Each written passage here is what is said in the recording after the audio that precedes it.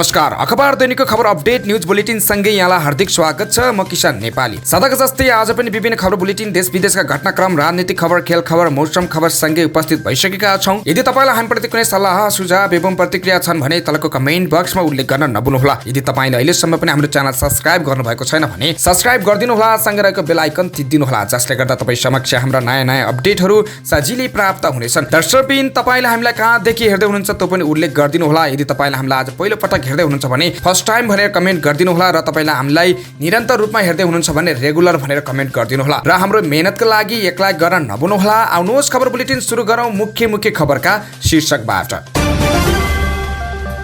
ललिता निवास बिर्साउन टिकापुर जग्गा प्रकरण आजदेखि रेशम चौधरीसम्म मुछिए। आईओईले गरेको शुल्क वृद्धि खारेज गर्न 4 विद्यार्थी संगठनको अल्टिमेटम। 26 वटा निजी अस्पतालमा स्वास्थ्य बीमा सेवा बन्द। व्यक्तिको जग्गामा जबरजस्ती प्रवेश नगर्न हर्क साम्पाङको नाममा अन्तरिम आदेश। शनिबार बागमती नदीमा महोत्सव तथा महाजाल यात्रा हुने। ग्रिसमा नेपाली अपहरण गरेर काठमाडौँबाट झण्डै 22 लाख रुपैयाँ फिरौती लिने 4 जना पक्राउ। बागलुङमा धानको गाँच कुहिन थाल्यो, किसान चिन्तित। प्रधानमन्त्री कार्यालयमा 200 रुपैयाँको खाजा बोतलको सट्टा जारको पानी। 4 जलविद्युत परियोजनाका लागि 36 अर्ब 37 करोड लगानी स्वीकृत। माधव नेपालले भ्रष्टाचार गर्यो भनेर संसारमा कसैले पताउँदैन, मन्त्री जावला। सद्भाव र एकता कायम राख्न धरानवासीलाई मेयर साम्पाङको अपिल। एमसीसीका सीईओ र उपाध्यक्ष नेपाल भ्रमण गर्दै 13 भदौसम्म पूर्व तयारी सक्ने घोषणा। सुशासन र आर्थिक विकासका लागि प्रमुख दलहरू मिल्नुपर्छ, ओली। निन्दाको राजनीति ओलीले सुरु गरेका हुन्, घनश्याम भुषाल। ड्युटीमा खटिएका इन्सपेक्टर माथि बन्चर प्रहार गरेको अभियोगमा 3 जना पक्राउ। केरामा देखिएको पानामा रोगको प्रजाति TR4 को थप अनुसन्धानका लागि समिति गठन।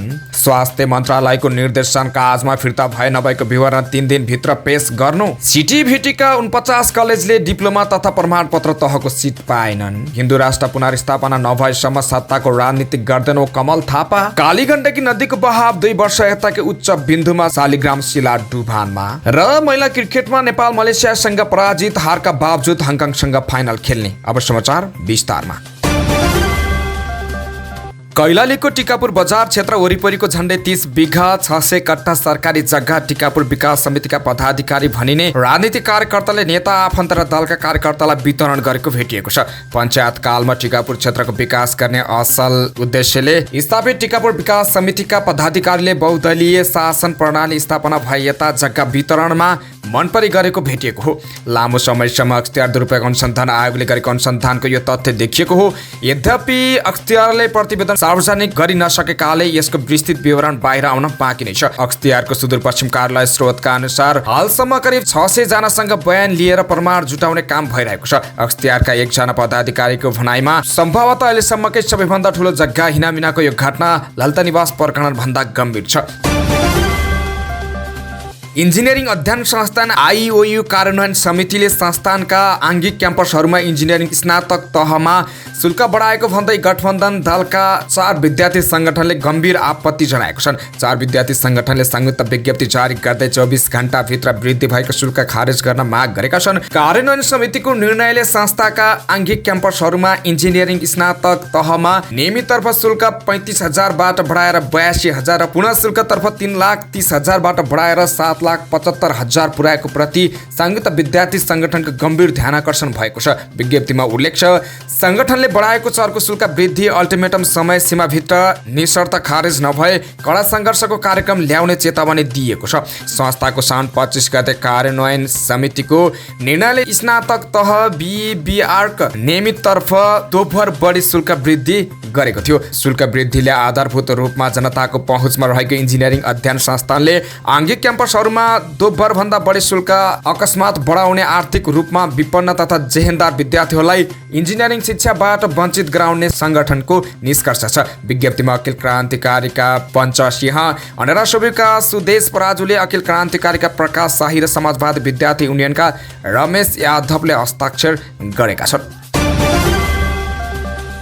स्वास्थ्य बीमा अन्तर्गतको स्वास्थ्य सेवा प्रदान गरिरहेका 26वटा निजी स्वास्थ्य संस्थालाई सूचीबाट हटाइएको छ। स्वास्थ्य बीमा बोर्डको 32 साउनमा बसेको बैठकले सूचीबाट हटाउने निर्णय गरेको हो। सरकारको आर्थिक वर्ष 2079-80 को बजेटपछि अस्पतालको सम्झौताको अवधि समाप्त भई पुनः नवीकरण नभएका वा स्वास्थ्य बीमाको सेवा बन्द भएका निजी स्वास्थ्य संस्था र लामो समयसम्म पनि नवीकरण प्रक्रियामा नआएका स्वास्थ्य संस्थालाई सूचीबाट हटाउने निर्णय गरेको बीमा बोर्डले जनाएको छ। सरकारले निजी अस्पताल तथा मेडिकल कलेजमा स्वास्थ्य बीमा कार्यक्रम सञ्चालन नगर्ने घोषणा गरेको थियो। प्रतिनिधि सभाबाट 13 असारमा पास भएको आर्थिक वर्ष 2080-81 को बजेटको बुँदा नम्बर 238 मा सरकारी सामुदायिक र सहकारी अस्पतालबाट स्वास्थ्य बीमा कार्यक्रम सञ्चालन गरिने उल्लेख छ। त्योसँगै मेडिकल कलेजहरूले पनि आफूले दिँदै आएको सेवा बन्द गरेका थिए। सरकारले सरकारी सामुदायिक र सहकारीबाट सञ्चालन भएका अस्पतालमा बीमाका कार्यक्रम सञ्चालन गर्ने उल्लेख भएपछि बोर्डले निजी अस्पताललाई पुनः नवीकरण रोकेर सूचीबाट हटाउन थालेको हो। सरकारले बजेट वक्तव्य मार्फत निजी र मेडिकल कलेजबाट सेवा सञ्चालन गर्नमा रोक लगाएसँगै निजी अस्पतालहरूले स्वास्थ्य बीमा कार्यक्रमबाट हात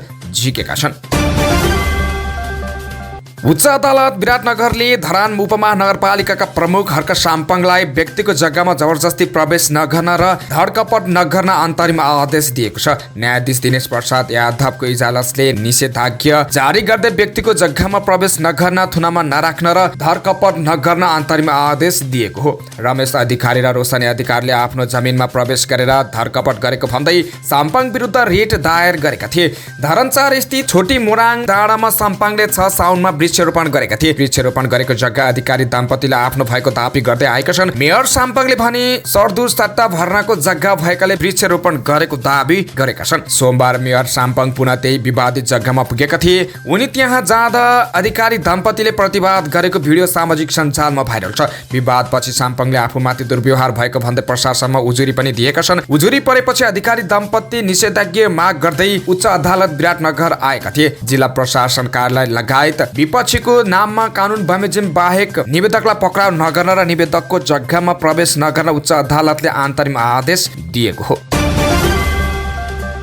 बागमती नदी संरक्षण अभियानलाई प्रभावकारी बनाउनका लागि नदी महोत्सव तथा महाजात्रा हुने भएको छ। Nepal association of rafting agency नारा, नेपाल नदी संरक्षण संस्था र फ्रेन्ड्स क्लब भुपनढोलको आयोजनामा यही भदौ 9 गते शनिबार नदी महोत्सव तथा महाजात्रा हुन लागेको हो। नाराका उपाध्यक्ष शिशिर खनालले बागमती नदी सभ्यताको पहिचान, संरक्षण र सम्वर्धनका साथै राफ्टिङ र जल पर्यटनको उजागर गर्नका लागि र नदी महोत्सव तथा महाजात्रा गर्न लागि जानकारी दिए। ललितपुरको कुपनडोल स्थित बागमती पुलबाट बिहान 7 बजेदेखि सुरु हुने महाजात्रामा 15 वटा डुङ्गा मार्फत जलयात्रा गरिने उपाध्यक्ष खनालले बताएका छन्। काठमाडौँ शहरका साथै बागमती नदीको वातावरण दूषित भएको भन्दै महोत्सव आयोजना गर्न लागि उनको भनाइ थियो। सामाजिक र धार्मिक इतिहास बोकेको सुन्दर र महत्त्वपूर्ण बागमती नदी ढलमा परिणत भएको भन्दै पछिल्लो समय अभियन्ताहरूले विभिन्न अभियान सञ्चालन गर्दै आएका छन्। उक्त महोत्सव तथा महाजात्रा सम्पन्न गर्नका लागि रु 5 लाख लाग्ने आयोजकले जनाएको छ। बाजागाजा सहित सुरु हुने महोत्सव तथा महाजात्रामा सबैलाई नदी नजिक पुर्याउने, नदी अवस्था बुझाउने, नदी चिनाउने तथा तिनीहरूको सरकार राख्ने अवस्था सिर्जना गराउने नाराले जनाएको छ।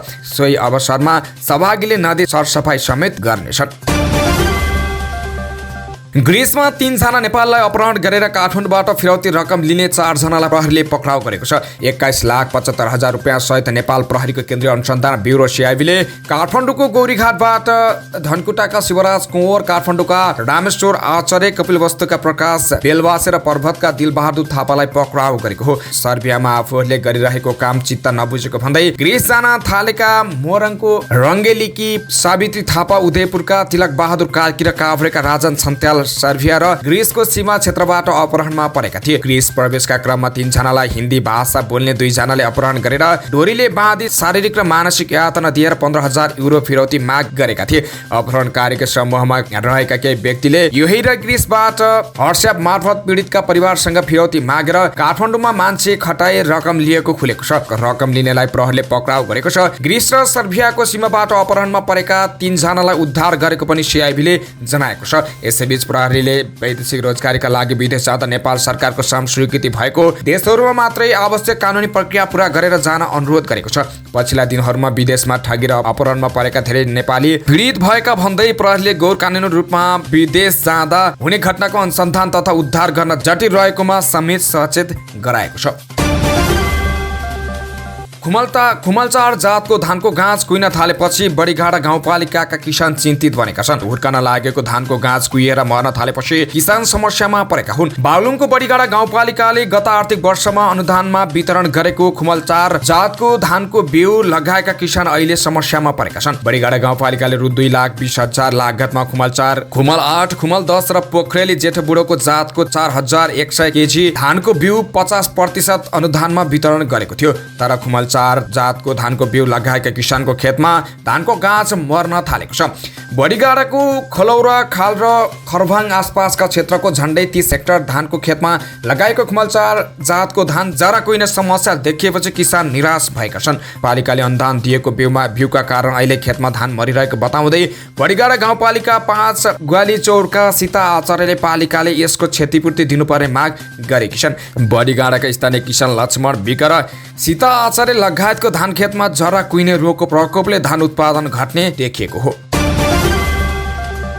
मितव्ययिताको नारा लगाउने सरकारले चालु खर्च घटाउने गरी मितव्ययी व्यवहार देखाएको उदाहरण खासै भेटिँदैन। यसपटक भने अचम्मै भएको छ। प्रधानमन्त्री तथा मन्त्री परिषदको कार्यालयले नै खर्च कटौती र मितव्ययिताको लागि विभिन्न प्रयास थालेको छ।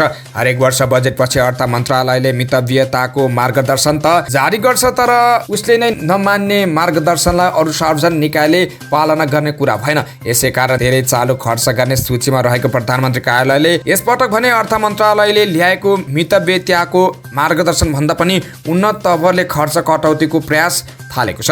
प्रधानमन्त्री तथा मन्त्री परिषदको कार्यालयले खाजा तथा बोतलको पानीबाट मितव्ययिताको लागि प्रयत्न थालेको छ। यसै गरी ल्यान्डलाइन टेलिफोनको व्यवस्थाको योजना समेत बनाएको छ। इन्टरनेट समेत सेयरिङ सिस्टमबाट व्यवस्थापन गरेर खर्च घटाउन खोजिएको छ। अनावश्यक र जथाभावी तवरले भइरहेको ठूलो खर्च नियन्त्रण गर्न सकिने निष्कर्ष निकालेर प्रधानमन्त्री कार्यालय प्रशासनले विभिन्न महत्त्वपूर्ण निर्णयहरू गरेको छ। स्रोतका अनुसार कार्यालयले दिउँसो 1 बजेदेखि 3 बजेसम्म बस्ने बैठकमा मात्रै कार्यालयका तर्फबाट खाजा खुवाउने भएको छ। कार्यालय समयको अन्य अवधिमा बैठक बस्दा 1 घण्टा भन्दा बढीको बैठकमा मात्र चिया र बिस्कुट खुवाउने प्रबन्ध गर्ने निर्णय पनि गरेको छ।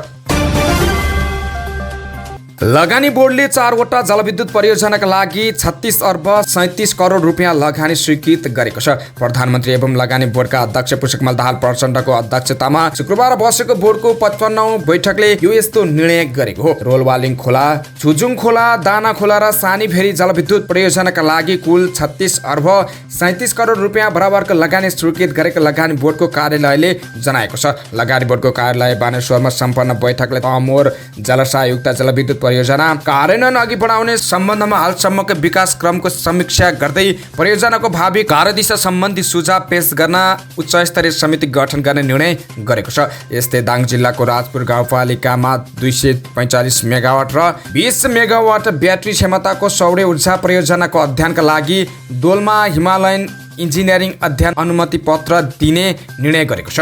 बाँकेको कोहलपुर र कपिलवस्तुको बाणगङ्गामा 250 मेगावाटको सौर्य ऊर्जा विकासका लागि अध्ययनकर्ता रिजन इनर्जीको लिमिटेडबाट पेश भएको विस्तृत सभ्यता अध्ययन प्रतिवेदनमा बोर्डले जानकारी लिएको छ। बोर्डले माथिल्लो कर्णाली जलविद्युत परियोजनाको सम्बन्धमा सर्वोच्च अदालतबाट जारी भएको निर्देशनात्मक आदेश कार्यान्वयनका लागि मन्त्री परिषदमा प्रस्ताव पेश गर्ने निर्णय पनि गरेको छ। भौतिक पूर्वाधार तथा यातायात मन्त्री प्रकाश जवालाले ललिता निवास जग्गा प्रकरणमा पार्टी अध्यक्ष माधव कुमार नेपाललाई फसाउने षड्यन्त्र भएको बताएका छन्। शुक्रबार काठमाडौँमा आयोजित एक कार्यक्रमलाई सम्बोधन गर्दै उनले यस्तो बताएका हुन्। उनले माधव नेपालले भ्रष्टाचार गर्यो भनेर संसारमा कसैले पनि नपत्याउने दाबी गरेका छन्। उनले भने ललिता निवास जग्गा काण्डमा हाम्रो पार्टीका अध्यक्ष फसाउने प्रयास भएको छ। माधव नेपालले भ्रष्टाचार गर्यो भनेर यो दुनियाँमा कसैले पत्याउँछ? उनले प्रश्न गरे। समसामयिक नेताहरूमध्ये सबैभन्दा स्वच्छ छविको नेता नेपाल नै रहेको समेत उनको दाबी थियो। मन्त्री जावलाले भ्रष्टाचारको सफलमा राष्ट्रको ढुकुटीमाथि कोल्टे नजर लगाउने हिसाबले माधव नेपाललाई कसैले प्रश्न उठाउन नसक्ने उनले बताएको छन्। माधव नेपाल पनि हर हिसाबले पूर्ण होइन होला, कर्मी सीमाहरू होलान्, तर भ्रष्टाचारको सफलमा राष्ट्रको ढुकुटीमाथि कोल्टे नजर लगाउने हिसाबले माधव नेपाललाई कसैले प्रश्न उठाउन सक्दैन। उनले अदालतले दोषी साबित गरे पनि वा ओभरसाइट एजेन्सीहरूले भने पनि त्यसलाई जनताले नपत्याउने बताए। उनले भने हामी जुनसुकै निर्णय गरे पनि त्यसको च्यालेन्ज गर्न तयार छौँ। अदालतले बोलोस् अरू कसैले बोलोस्, ओभरसाइट एजेन्सीहरूले बोलुन्, त्यसलाई जनताले पत्याउँदैनन्। माधव नेपालमाथि आरोप लगाए एकीकृत समाजवादी कमजोर बनाउने षड्यन्त्र भएको मन्त्री जवलाले बताएका छन्। धरान उपमहानगरपालिकाका मेयर हर्क साम्पाङले आपसी सद्भाव र एकता कायम राख्न नगरवासीलाई अपिल गरेका छन्। मेयर साम्पाङले शुक्रबार वक्तव्य जारी गर्दै केही दिनदेखि भइरहेको धार्मिक तथा सामाजिक विवादले धरानलाई संवेदनशील बनाएको बताएका छन्। उनले अघि भनेका छन्, सबैले संयमित र संवेदनशील भएर सबै पक्ष, समुदाय र हरेक नागरिकको भावना प्रतिबिम्ब हुने गरी आपसी सद्भाव, भाइचारा र एकता कायम गर्न सम्पूर्ण आम धरानवासीलाई हार्दिक अपिल गर्दछु। यसअघि बिहिबार पूर्व मेयरले पनि वक्तव्य जारी गर्दै सद्भाव कायम राख्न आग्रह गरेका थिए।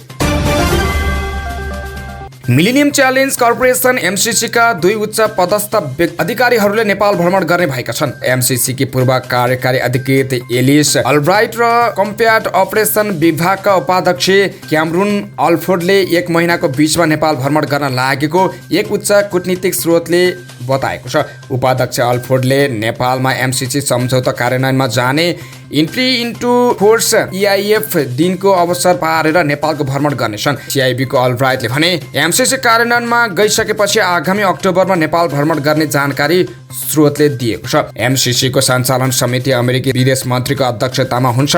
CEO यसको सञ्चालन समिति सदस्यका अतिरिक्त कार्यकारी प्रमुख पनि हुन्छन्। नेपालमा एमसीसी को अनुदानको परियोजना सञ्चालन गर्ने millennium challenge account Nepal MCA नेपालको सञ्चालक समिति बैठकले आगामी 13 भदौ 30 अगस्तबाट परियोजना कार्यान्वयन गर्ने निर्णय गरिसकेको छ। नेकपा एमालेका अध्यक्ष केपी शर्मा ओलीले आर्थिक विकास र सुशासनका लागि प्रमुख राजनीतिक दलहरू मिलेर अगाडि बढ्नुपर्ने बताएको छन्। मोरङको विराटनगरमा आयोजित पत्रकार भेटघाटमा ओलीले भने आर्थिक विकासका लागि, सुशासनका लागि राजनीतिक शक्तिहरू मिलेर जानुपर्छ। त्यसमा पनि प्रमुख जिम्मेवारी राजनीतिक दलहरू मिलेर जिम्मेवारी बोधका साथ अगाडि बढ्नुपर्छ। त्यसअघि एक पत्रकारले अर्थतन्त्र सुधारका लागि एमाले र काङ्ग्रेस मिलेर जानुपर्छ जस्तो लागेको छैन भनेर प्रश्न सोधेका थिए। त्यसको जवाफ दिने क्रममा राम्रो कुरा हो भन्दै यसमा दुईमत नभएको बताएका छन्। प्रमाणित प्रणालीको रक्षा, त्यसको विकास, संविधानको रक्षा र कार्यान्वयन, अनियमितता, व्यथिति, भ्रष्टाचार, तस्करी नियन्त्रण र आर्थिक विकासका लागि प्रमुख राजनीतिक दलहरू मिल्नै पर्ने बताउँदै उनले भने हाम्रो सधैँको मान्यता त्यही हो। गिरिबन्धु टी स्टेट जग्गा प्रकरण बारे सोधिएको अर्को जिज्ञासामा ओलीले त्यसलाई चिलायो भनेर कुखुरा चोर्ने तरिका भनेर टिप्पणी गरेका छन्।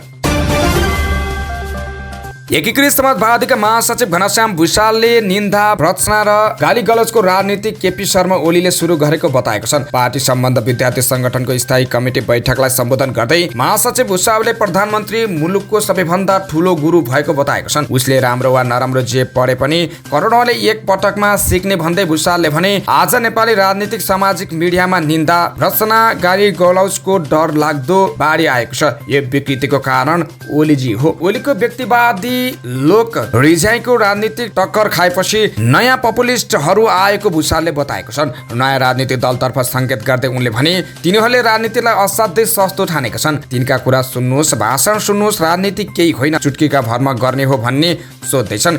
यो फन्टुस नयाँ जेनेरेसन भएकाले नै आफूले ओलीको मानसपुत्र भनेको भुषालको तर्क छ।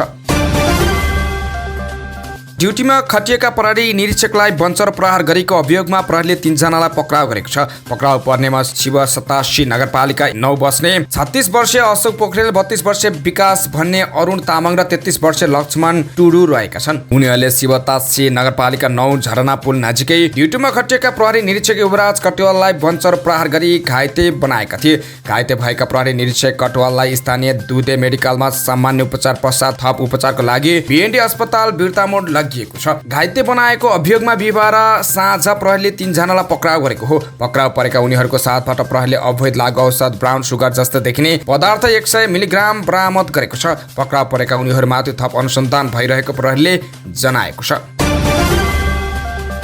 केरामा लाग्ने पानामा रोगको प्रजाति TR4 नेपालमा पहिलो पटक देखिएपछि सरकारले थप अनुसन्धान र रोकथामका लागि समिति गठन गरेको छ।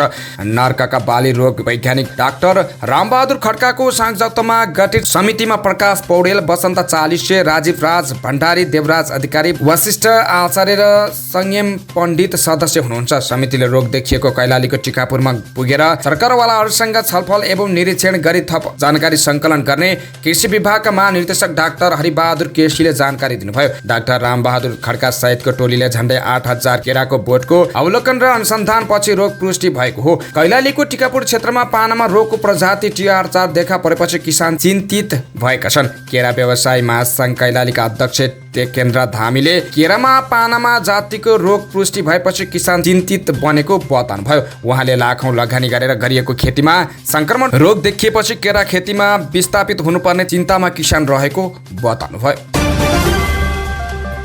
स्वास्थ्य तथा जनसङ्ख्या मन्त्रालयले कर्जा फिर्ता गरिएका कर्मचारीको विवरण माग गरेको छ।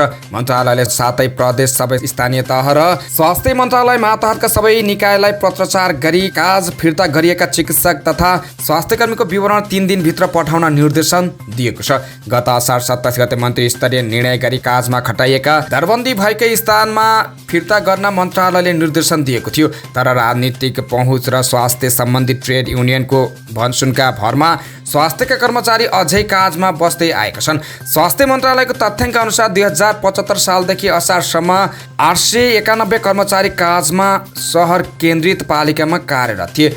उनीहरूको दरबन्दी भने दुर्गम क्षेत्रमा थियो। राजनीतिक पहुँचको भरमा स्वास्थ्यका कर्मचारी दरबन्दी भएको दुर्गम क्षेत्रको साटो काज लिएर सहर केन्द्रित गाउँपालिका, नगरपालिका तथा महानगरपालिकामा गएका छन्। तर मन्त्रालयको गत सत्रको परिपत्रले कति स्वास्थ्यकर्मी कर्मचारी आफ्नो दरबन्दी भएको स्थानमा फर्किएका छन् भने अझै यकिन भएको छैन। उसो त कागज आएका कर्मचारीलाई तलब कसले दिने भन्ने विवाद छ। स्थानीय तहले तलब भत्ता खुवाउन नसक्ने भन्दै दरबन्दी भन्दा बाहिर भएको समायोजन मिलन कर्मचारी फिर्ता गर्न स्वास्थ्य मन्त्रालयलाई पत्राचार गरिएको छ। स्वास्थ्य मन्त्री मोहन बहादुर बस्नेतले 4 असारमा आर्थिक वर्ष 2080-81 देखि स्वीकृत दरबन्दी भन्दा बाहेकका कर्मचारीको तलब भत्ता नबेहोर्ने निर्णय गरेका छन्।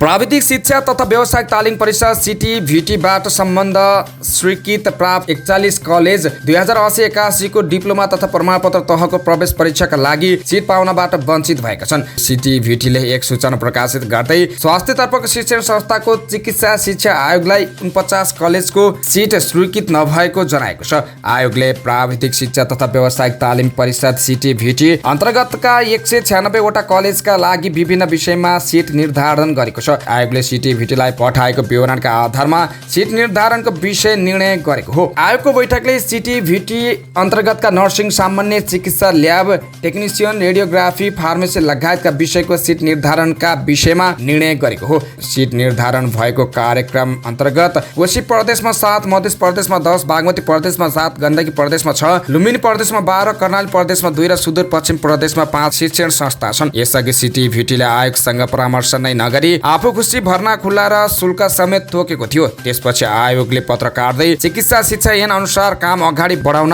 अनुरोध गरेको थियो।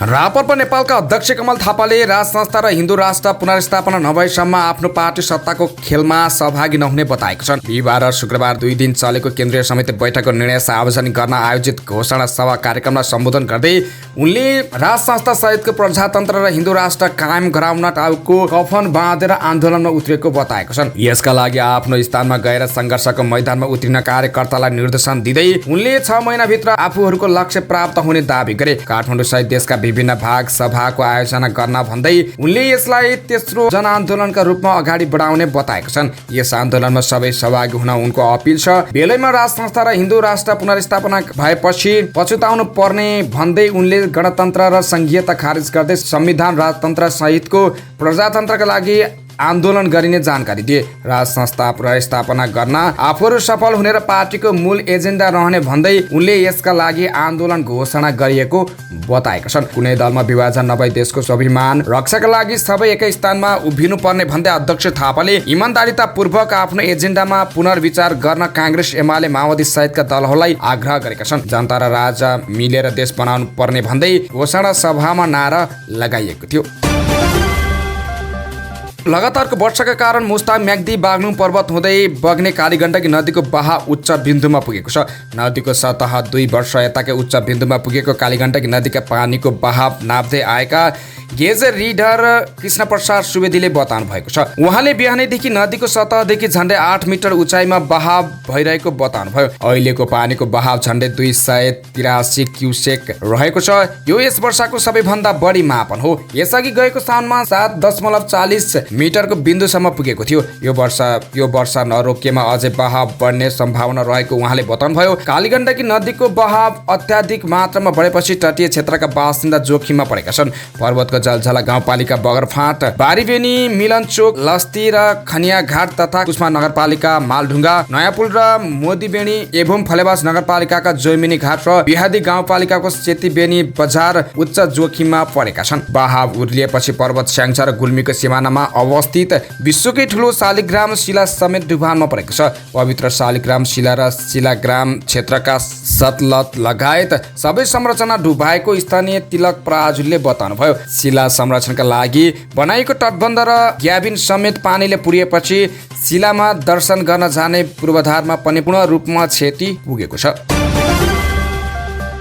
र समाचारको अन्त्यमा खेल खबर। आइसिसी वुमन टी20 एसिया क्षेत्र छनौट अघिको 4 देशीय सिरिजको आफ्नो तेस्रो खेलमा नेपाल मलेसियासँग 6 विकेटले पराजित भएको छ। मलेसियाको बायोमास स्पोर्ट एन्ड इभेन्ट कम्प्लेक्समा जितका लागि पाएको 75 रनको लक्ष्य मलेसियाले 16.2 ओभरमा 4 विकेट गुमाएर भेटाएको हो। मलेसियालाई जिताउन ओपनर एन्हा हमिजा हसिमले नट आउट 37 रन बनाइन्।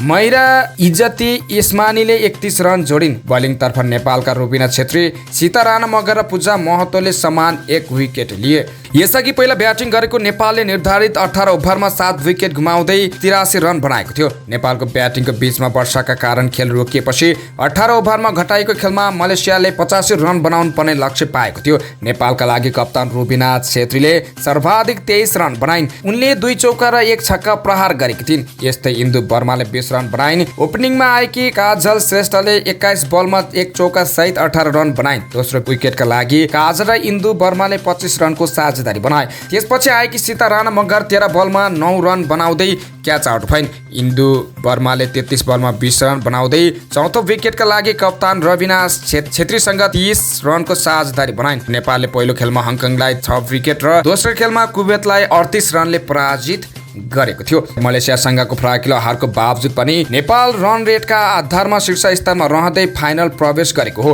मलेसिया भने जितका बावजुद पनि बाहिरको हो। नेपालले शनिबार दोस्रो स्थानमा रहेको हङकङसँग फाइनल खेल खेल्नेछ। नेपाल 3 खेलमा 2 मा जित र 1 मा हार सहित 4 अङ्कका साथ शीर्ष स्थानमा रह्यो। हङकङ 3 खेलमा 2 मा जित र 1 मा हार सहित 4 अङ्कका साथ दोस्रो स्थानमा रहँदै फाइनलमा स्थान बनाएको थियो। हवस् त यिनै खबरसँगै अखबार दैनिक सकियो। स्वच्छ ताजा अनि निष्पक्ष समाचारको लागि हामीलाई सब्स्क्राइब गर्न नभुल्नुहोला। बिदा हुन्छौँ। नमस्कार।